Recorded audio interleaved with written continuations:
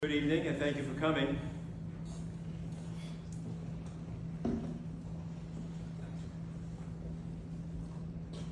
Tonight, we will discuss the virulent anti-Semitism that we have been watching, not only across the globe, but perhaps more astonishingly in our own backyard.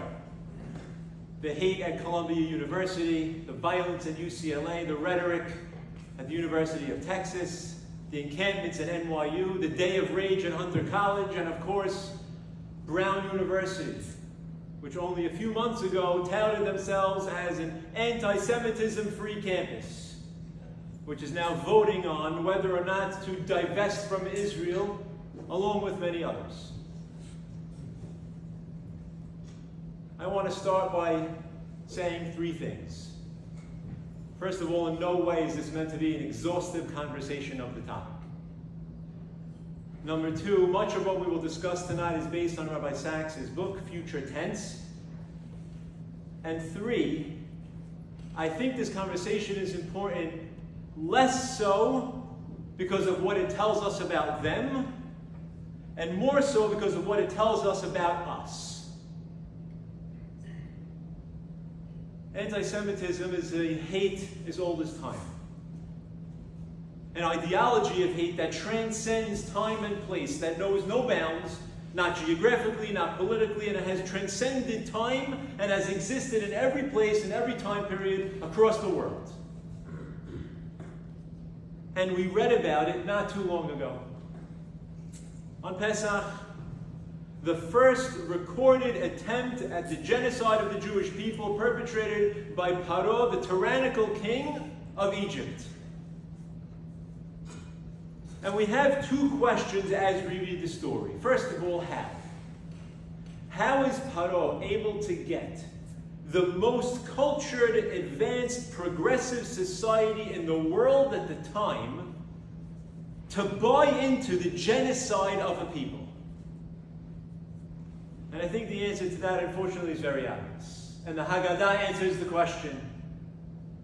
The Haggadah brings the pasuk, "Vayareu otanu hamisri vaya'anunu," that the Egyptians were evil to us and they oppressed us. How do I know? The Haggadah then elaborates on that by bringing another pasuk. How do I know? Shneimad, because it says, "Havan etchakem alo penyibe v'aya ki tirkinana melchama v'nelcham banu v'nelchamanu ve'alam min haaretz." Because the Jewish people are going to get together and they're going to fight against us and they're going to riot and they're going to revolt and they're going to push us out of the country. It's very strange. You're using the pasuk that says that the Jewish people are going to destroy the Egyptians to prove that they were evil to us. Seems to be the opposite way around. If anything, that sounds like we were evil to them.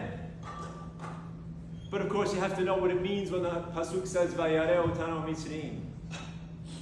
It doesn't mean that the Egyptians were evil to us.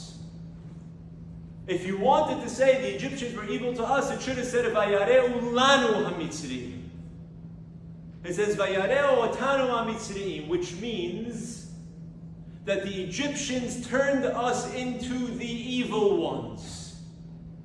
And inasmuch they were able to oppress us because of the fact that they painted us black. How did they do so? To the greatest vehicle of hate since time immemorial. Propaganda. Paro told his people, fascists, Nazis, these people are occupying our land. They're going to push us into the Mediterranean Sea. If we don't stop them, they're going to destroy us. Don't you understand how evil the Jewish people are? Don't you see what they're trying to do? They own the media, they own the economy, they own the press, they own the education system. The Jews are coming after us, guys. If we don't do something about it, we're going to be pushed out of our own country. And so through the use of propaganda, he's able to turn the most cultured society into a society of murderers. And we see it today, of course, as well. There is no greater vehicle for the proliferation of propaganda than social media. particularly because most people don't know how to cut through it. So how is he able to do it? He's able to do it because he's one of the greatest propagandists in the world. That's the easy question. The hard question is, why? Paro, what did we do? If anything, Egypt owes us a debt of eternal gratitude. If not for Yosef HaSadiq, Egypt would have dissolved into economic ruin. They would have gone bankrupt. Yosef HaSadiq saved the country, and inasmuch may have saved the world. And you're going to tell me that we're the problem? Not only that, but the Torah has to almost be apologetic about it. There was a new king who rose up, and he didn't know. The only way to explain how it could possibly be that the king of Egypt is perpetrating genocide against the people from whom his greatest advisor ever came must be there's something missing. He doesn't know Yosef. Okay, that's like saying you become the president of the United States and you don't know who Abraham Lincoln is. Doesn't work. So again, Paro, what did we do? Why do you hate us so much? Before we answer the question, I think it's important to take a little bit of a journey through time on the roller coaster ride of anti-Semitism to understand how it has developed since that time until today. So we fast forward a little bit and then we'll fill in the gaps to the time period at which Christianity developed. Christianity was formed by Jews. The founders, the developers of Christianity were Jewish people, and they thought that in advancing and progressing the religion, the Jewish people would get on board. And in many cases that happened. But by and large, we didn't. We rejected Judaism. We rejected Christianity. Judaism rejected Christianity. And the Christians were not happy about it. Not only did we reject Christianity, but according to them, we also murdered their Messiah. Anti-Jewish publications began, and the Jews became the icon of everything that Christianity rejected. We were the face of evil. At its beginning, anti-Semitism was a religious-based hate. You don't accept my religion, therefore you are the enemy. And you need to die because of the fact that you are not accepting the religion that needs to be the accepted religion. And that paves the way for the expulsions, the Crusades, the Khmelnytsky pogroms, and all of the hate that washes through Europe during that time. It's a religious-based hate. Christianity, you reject it, you are rejected, and you need to die for it. And that's how anti-Semitism begins at that point in time. Then the Enlightenment happened. And religion lost its place as the number one ideal. It was replaced by science, by a new level of tolerance and acceptance, understanding and intellect. The question, of course, was, were Jews accepted in that tolerance? And of course the answer was no. But now anti-Semitism has a problem. Because if anti-Semitism is religious-based, and you want to hate me because I don't accept your religion, now you have a problem because you don't accept your own religion, because you replace religion with enlightenment. So you can't hate me for not embracing your religion when you don't embrace it yourself. So now what's anti-Semitism going to do? I don't have a base anymore. So anti-Semitism takes on a new face. Anti-Semitism becomes race-based. The Jewish people were polluting the bloodstream of Europe. We were vermin. We were an infestation of humanity.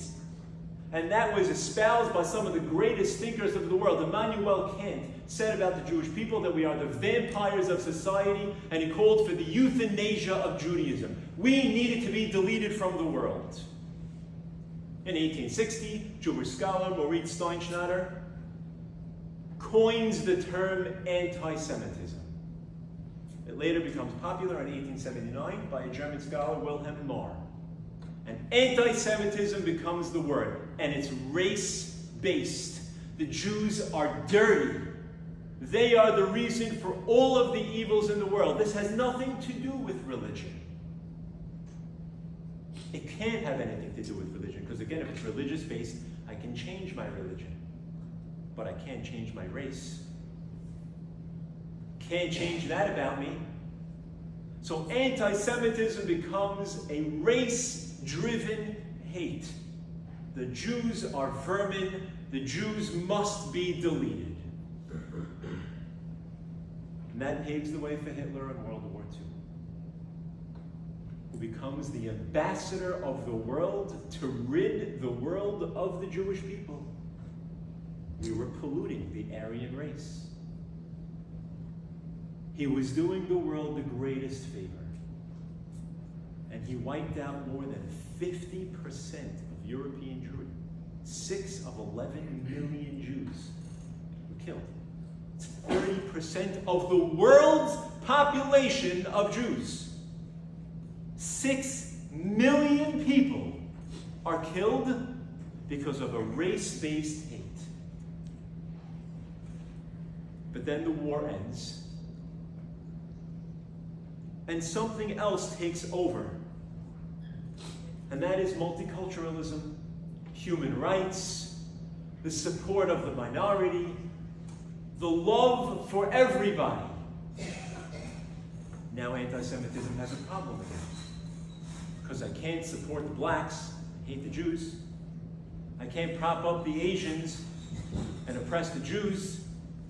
I can't lend a hand to the Hispanics and turn away the Jews, because if you can tell me it's race-based, the Jews are a race just like the Asians are a race, based on that understanding. So now I got a problem. What's my hate going to hang on now? Following the Holocaust, the Jewish people also got the greatest gift in 2,000 years. Israel. And anti-Semitism also gets a gift. Because now anti-Semitism takes on a new form. It's called anti-Zionism. Ladies and gentlemen, make no mistake about it. Anti-Zionism is a mask for anti-Semitism. They don't just want Israel to disappear, they want Jews on the planet to disappear. This is not about land. The only nation in history that has ever offered land to the Palestinians is Israel. Not Egypt, not Jordan, both of whom had the chance. The only Arab country where Palestinians can become citizens is Jordan. Israel allows them to become citizens. So anti-Zionism is the new face of anti-Semitism. And it has 3 fundamental beliefs. Number 1, Jews are not entitled to a state of their own. Number 2, Israel, the country, is responsible for all the evils all over the world. Number 3, all Jews are Zionists, and therefore all Jews are responsible for the suffering caused by Israel, and therefore all Jews must be killed. Ladies and gentlemen, do not be fooled. They want every last one of us at the bottom of the Mediterranean Sea. They might call it anti-Israel, they might call it anti-Zionism, they may burn the flag, but what they really want to do is, they want to kill every last one of us. I hear it on the college campus. Back to Poland. Global intifada. They're not shy about it. They want the Jewish people at the bottom of the Mediterranean Sea. So there is a journey that anti-Semitism takes. It begins as a religious-based hate. It morphs into a race-based hate when I can't blame it on religion anymore, and it becomes a state-based hate when I can't blame it on race anymore. Amos Oz, Israeli writer, said, in the 1930s, anti-Semites carried banners saying Jews to Palestine. Now the banners read Jews out of Palestine. They don't want us to be there, they don't want us to be here, they just don't want us to be. Rabbi Sachs perhaps captured it most beautifully. And he writes, what is anti-Semitism? it is less a doctrine or set of beliefs than a series of contradictions. In the past, Jews were hated because they were rich and because they were poor, because they were capitalists and because they were communists, because they kept to themselves and because they infiltrated everywhere, because they held tenaciously to a superstitious faith, and because they were rootless cosmopolitans who believed nothing. The best way to see anti-Semitism is to see it as a virus. Viruses attack the human body, but the body itself has an immensely sophisticated defense, the human immune system. How then do viruses survive and flourish? By mutating. Anti-Semitism mutates, and in doing so defeats the immune system set up by cultures to protect themselves against hatred. And so here we are. In 2024, and anti-Zionism is the new face of anti-Semitism. But as I said, let us not be fooled. This is not about land. This is about the fact that this room is filled with Jewish people. And that in and of itself is the problem. And so we go back. Paro, I understand how you got it done, because I see how they're doing it now. But I don't understand why. Why, Paro? Why do you hate me so much that you want to kill my children? What did we do?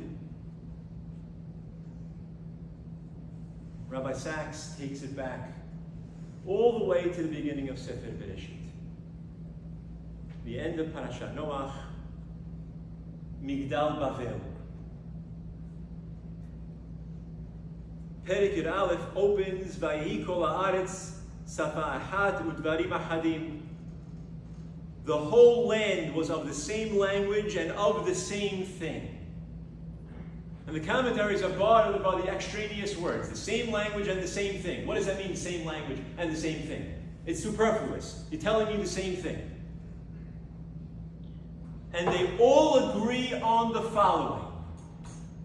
Migdal Bavel, the story of them trying to build up a tower with its point, its top in heaven, was an attempt to create a totalitarian society.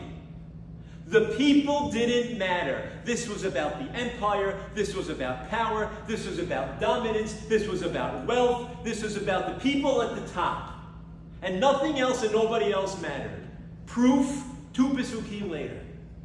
In building the tower it says, Vayemru ish el re'ehu, hava nilbena leveni v'nisrefa lisrefa, v'tihi lahem halevena le'aven v'achemar haya lahem lachomer.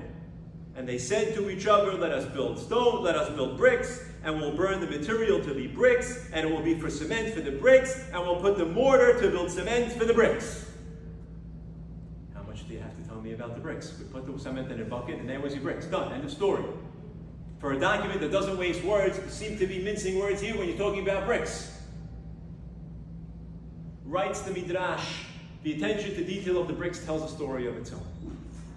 When the men were up there on the scaffolding, building the tower, and a person fell off, plummeting 10 stories to the ground to his death, nobody cared. Everybody step over one, let's keep going.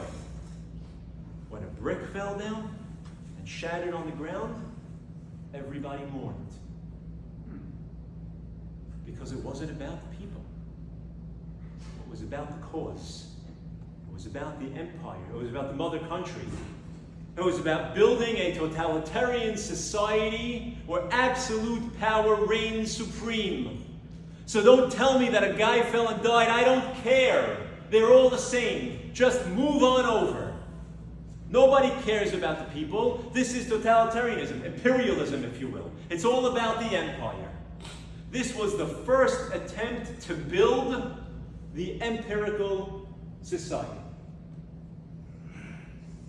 And then Abraham Avinu was introduced. And Hashem tells Abraham, you got to get out. Because this is not how we operate.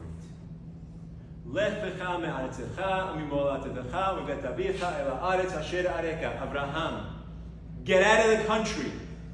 Get out of the land. Get out of the motherland. This is not how we operate. We don't pay worship to the empire. We don't watch blindly as people plummet 10 stories and keep moving. This is not who the Jewish people are. They're building a totalitarian society. That's not us. You gotta get out. And Abraham moves into Eretz Yisrael, and he's not Abraham Ha'ivri, the man who stands on the other side of the line of the rest of the world. Abraham negated and rejected the political universe of the ancient world. And the Jewish people did the same thing. When Borei Olam brings the Makot, he's taking down the empire. First he goes after the Nile god. Then he goes after the animal god. Then he goes after the sun god. He's taking the empire apart one piece at a time. The greatest fear that Paro has is, look at these people. They stand for everything that is antithetical to what I stand for. They are a threat to the empire. They will take away my power. They actually believe that people count. Who believes in such nonsense? In fact, you even see it with the Miyaldot. The Pasuk says, Vayomer melech Mitzrayim lamiyaldot ha'ivriot, asher shema achat shifra v'shema shenit pu'ah. The king of Mitzrayim says to the midwives, the first of whose name was Shifra, and the second of whose name was Pu'ah. And then the Pasuk says, Vayomer bi'aletchena te'ivriyot u'riten al avnayim nimbenu v'amitenoto v'im bati v'haya. And he says, when you're birthing the women, if it's a boy, throw him into the river, and if it's a girl, then she can live. It's a problem with the Pasuk. Vayomer melech Mitzrayim lamiyaldot ha'ivriot. He said to them, whose one name was Shifra and one name was Pu'ah. And then it says, Vayomer, and he said to them, when you see them giving birth. Why the Vayomer again? The king said to the Miyaldot, one who was Shifra, one who was Pu'ah, when you see them giving birth, kill the boys, keep the girls alive. What's Vayomer again? Seems to imply he said something the first time. What did he say the first time? Very simply, you know what he said? He said, hey, you're Shifra. I don't care what your name is. You're a number. You're only worth what you give me. You're the woman who's going to fix the babies when they come out. Shifra. You're Pu'ah. I don't care what your name is. You don't matter to me in the larger scheme of things. Only what matters is the empire. You help coo the babies and get them quiet. You could be Pu'ah. You, barber. You, technician. You, computer guy. No names. No names. Because people don't matter. Because only power matters. You want to know why Paro hates us? Because we were a threat to his ability to conquer the world. Because we were a threat to imperialism. Because we were a threat to his paradigm of life that the weak are owned by the strong, that the powerless can be taken advantage of by the powerful, that men are better than women, that one race is better than the other race. That was his problem. And by the way, Haman is the same way. Self-proclaimed anti-Semite. What does he tell Ahashverosh? Vayomer Haman lamelech Ahashverosh, yeshno am echad mifuzar u'miforad ben ha'amim. There is a nation that is spread out amongst the nations. Bechol medinot malchutecha, in all of your provinces. ודתיהם שונות מכל עם, ואת דתי המלך אינם עושים, ולמלך אין שווה להניחם. And they don't follow the king. What does that mean, they don't follow the king? Ahashverosh, these guys don't get on their knee and bow to you. They don't get themselves in front of the icon of the empire and worship it. These people believe that every human being is sanctified. Could you believe it? These sick people.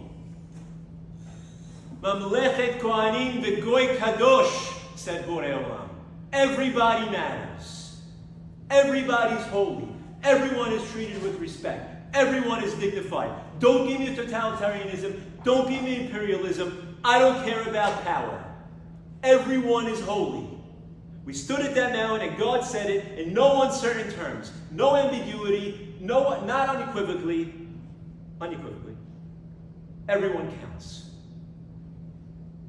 We were a rejection of that. So Paro hates us. But then it gets worse. We leave Egypt.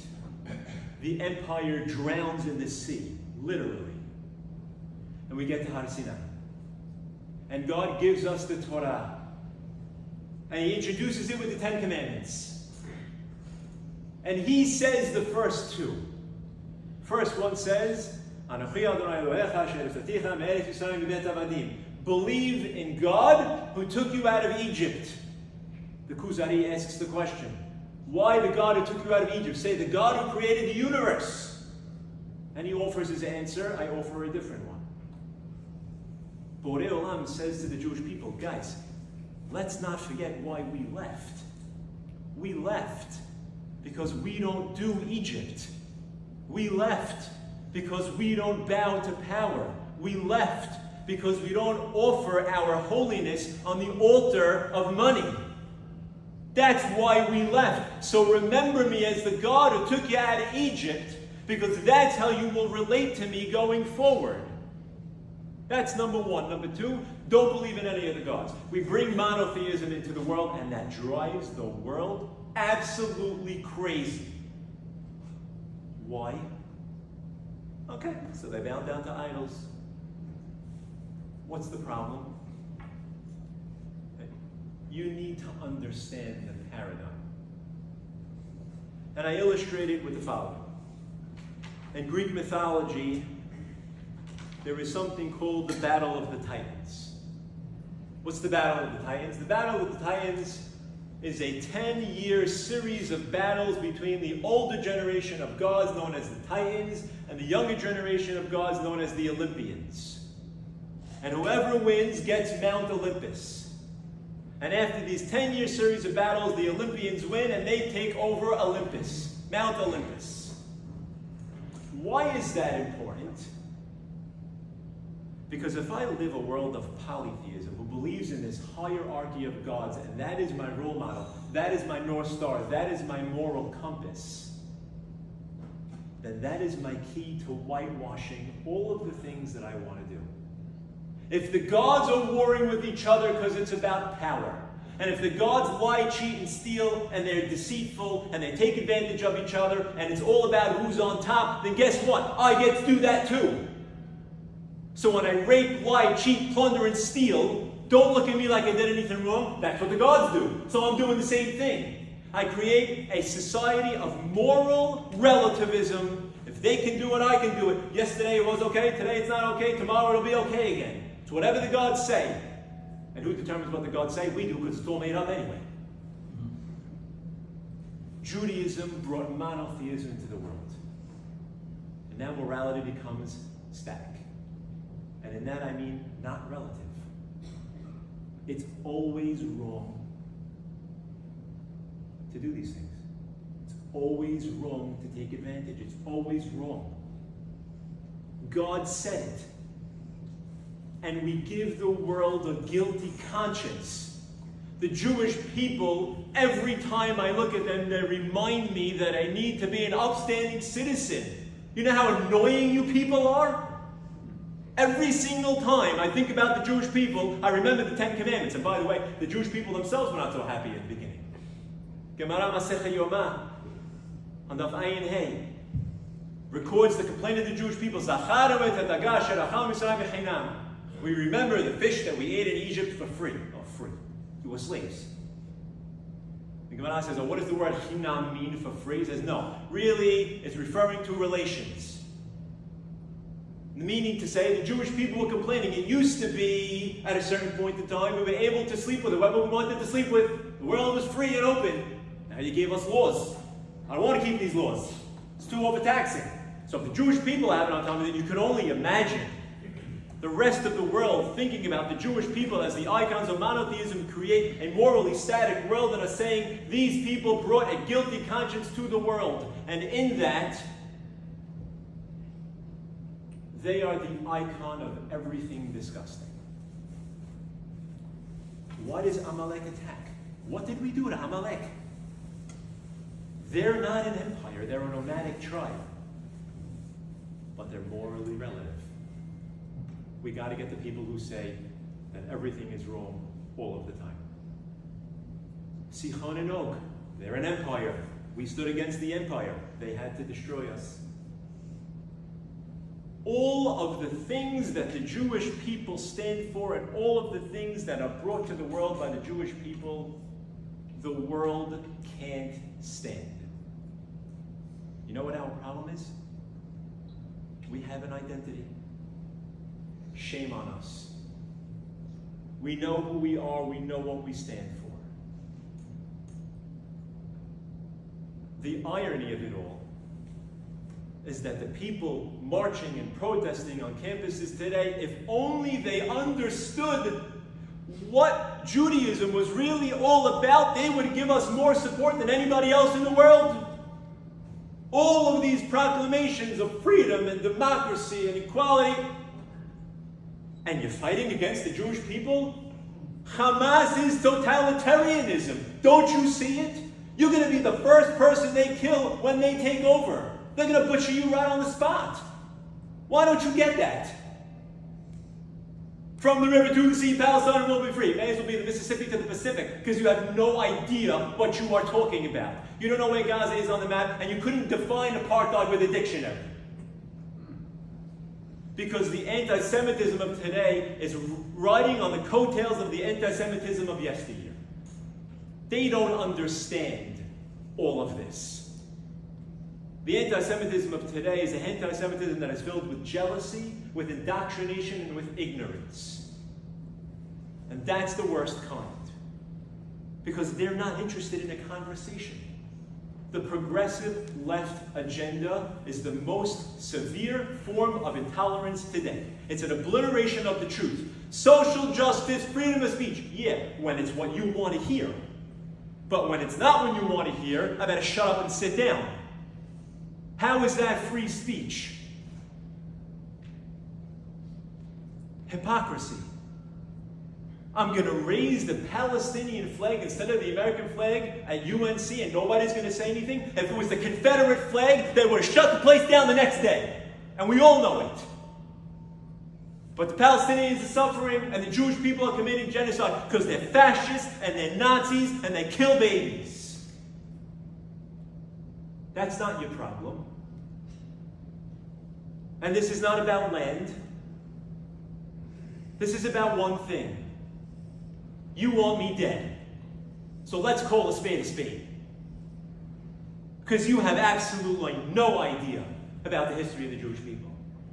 The Jewish people have been the voice of the other from time immemorial. Every single Shabbat, every single holiday. Zecher L'Tzion Mitzrayim. Hajj Mitzrayim. It's 3,300 years ago. But that's where it's at. That's where it started. We had to go there.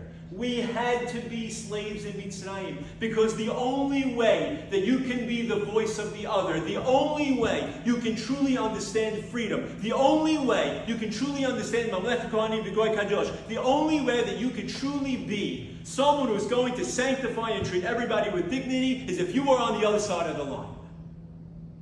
We had to be there. Because the Jewish people don't just say it. They live it. And that's part of the problem. Because we are strong enough to actually do what we believe. For everybody else, it's a punchline. It's the agenda of the day. It's a hate as old as time. It's ignorance is bliss. You really want to talk about hate? Let's talk about hate. I've no problem having a conversation. Let's have a conversation. But you're not interested. You're just jumping on what everybody else is telling you is the way to be. And so we're watching it unfold.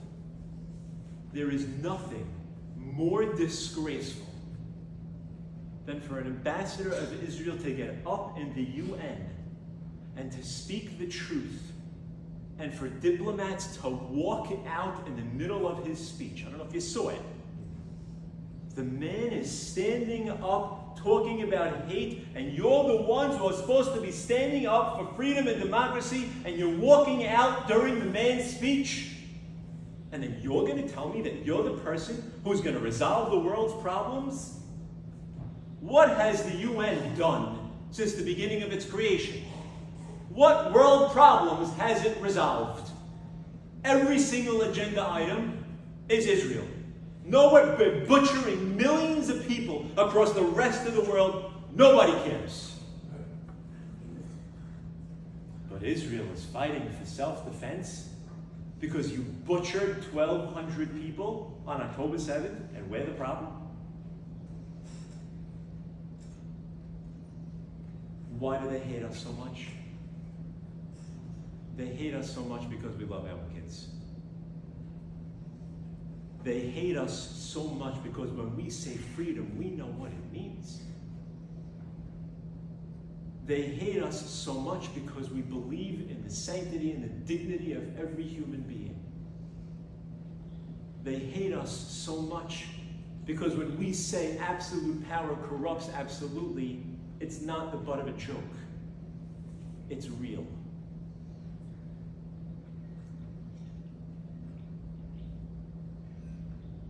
The quote of Golda Meir always gets me. When she said to the Arab world, "We can forgive you for killing our children, but we cannot forgive you for forcing us to kill yours." That's a Yehudi. A child is a child, not a pawn, not a brick in your pyramid, not part of your empire and totalitarianism, not someone who poses a threat or acts as a human shield.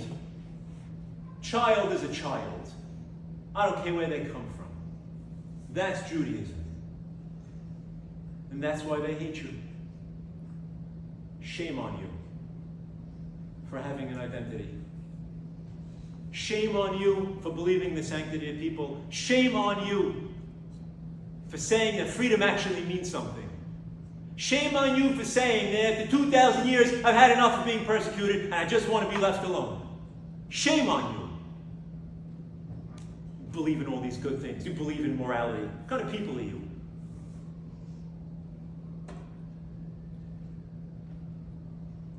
How do I fix it? What's the solution? So what do?